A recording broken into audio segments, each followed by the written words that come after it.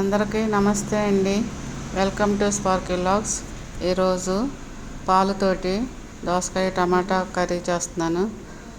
ఒక గిన్నెలో మినపప్పు, ఆవాలు, జీలకర్ర, పచ్చెనపప్పు వేసేసి కొంచెం వేగిన తర్వాత ఉల్లిపాయ ముక్కలు, కరివేపాకు వేసి అవి కొంచెం వేగిన తర్వాత దోసకాయ ముక్కలు, టమాటా ముక్కలు వేసుకొని అది కొంచెం ఉడికిన తర్వాత కొంచెం పసుపు వేసుకొని ఉడకనివ్వాలి. ఒక గ్లాసు పాలు పోసుకోవాలి.